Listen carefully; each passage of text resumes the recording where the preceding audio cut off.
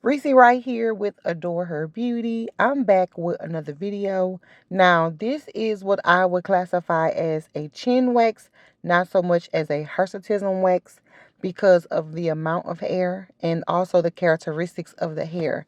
I'm jumping right in because this video I cut straight to the chase, so there's no room for me to give like some pre conversation because there is a lot of things that I want to say, but I don't have the time. So, this video is not edited. Maybe toward the end I just cut it a little short, but this video is as the service was performed.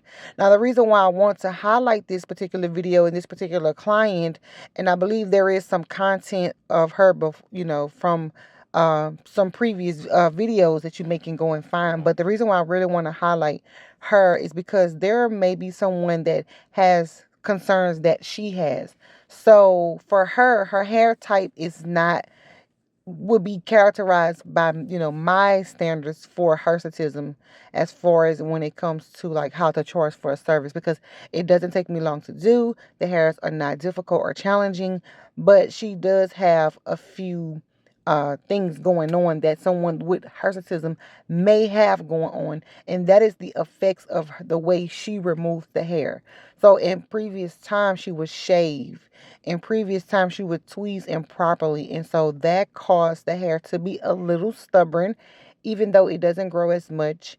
And it also caused skin issues, which is why you see the hyperpigmentation. So in the beginning of the video, I cleaned off the makeup because she does conceal the darker areas with her makeup. And I went in using a Body Wax brand Abrogate wax, but immediately upon applying this strip, I was like, you know what? I should have used the Nullify wax because I can, so that I can see what hairs are being removed. Now I'm going to show this strip, and you can see that I did get some hairs. So of course, with the naked eye, just looking at the video prior to me adding any wax at all, you may not have seen any hairs, but they are there.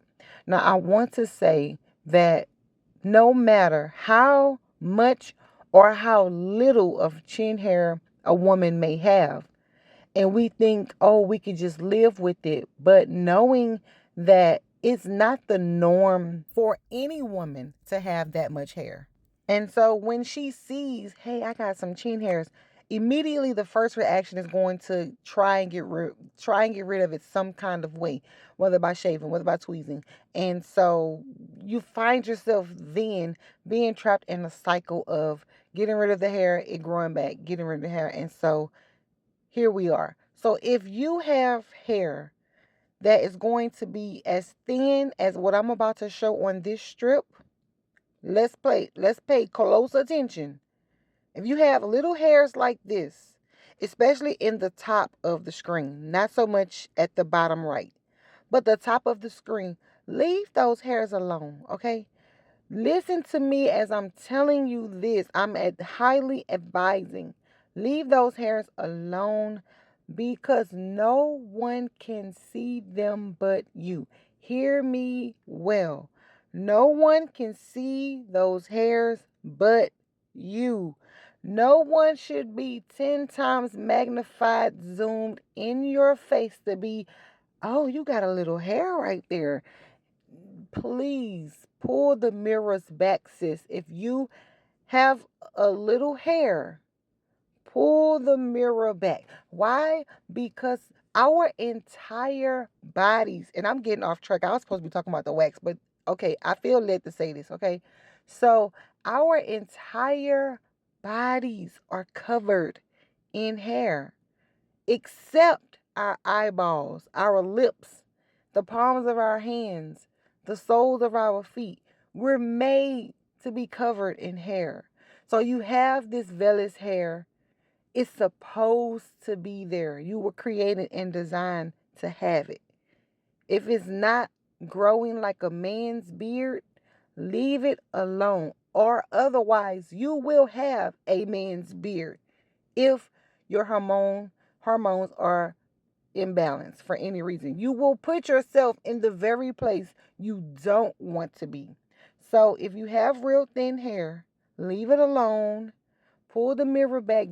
Don't get to looking in those 2 times, 3 times, 5-time magnifying mirrors, because it's going to illuminate and make you think that there's something wrong with you when there's absolutely nothing wrong with you. Don't put a razor to your face, because if you do that, you're going to find yourself in a cycle of having to shave. You're going to find yourself in a cycle of having to wax. You're going to find yourself spending money that you didn't even need to spend if you just left it alone. Or if you don't have those issues, you're going to have pigmentation issues if you're a person that has high percentages and high production of melanin. But this is the reason why I wanted to use the Nullify wax, and this is the reason why I'm showing the strips when they really are just trash worthy. But because I mean, and I say that because it's nothing gratifying about the strips as versus someone who has a lot of chin hair. But I'm showing that to show how small, little, tiny, or whatever you want to describe her hair is, and how powerful that wax is to get those tiny hairs. So on the side right here, she does have some visible hair. She didn't want to wax it because we don't want to start processes. And this is the perfect illustration. If you have hair like she has on her cheek right there, I promise you, just leave it alone. Leave it alone. If there's 1 or 2 or 3 hairs that are just real long and real significant, tweeze them from the root just like I did without disrupting the skin. I'm telling you this for your own good. You are a grown individual to do what you want to do, but I'm telling you some good advice because I love you and I don't want to see you go down a path that I and thousands of other women are dealing with every single day. If you have minimal hair, you need to be grateful and leave it alone. Don't nair it, don't magic powder it, don't shave it.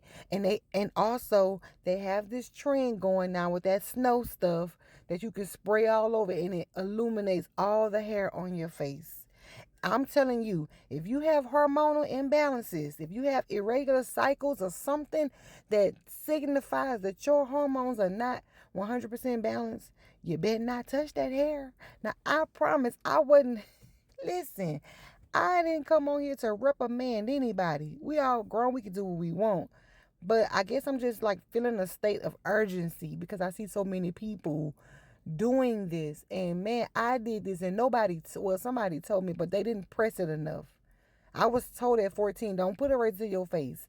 Don't do this. And I'm like, nah, they don't know what they're talking about. I know what I'm talking about. I know what I'm talking about because I was hard headed and I didn't listen to sound advice. And now I got issues that I'm gonna be spending time and money trying to clear up. And then if you're not consistent, you're not gonna get progress. So it's like sometimes life get in the way, and then you like, I don't even got time to do this stuff. I got other stuff to do, and you will find yourself not being happy with your skin some days. So listen to your friendly esthetician, Reese Wright. Now y'all asked me to talk. Okay, y'all voted for more commentary, and I'm like, what do they want me to talk about? I'm naturally a quiet person in real life. Like, I don't really have much that I could ever talk about. I'm the type of person, I live inside my head. So I be having whole scenarios, whole storylines. I be playing movies in my head. So I don't be having nothing to talk about. But here we are. This is what came out. I ain't writing no scripts. I'm not coming up with, unless it's like some type of real educational, real stick to the points, get this information out there type video. These type of videos when y'all just ask for commentary, this is what you're gonna get. But I will see you in the next video.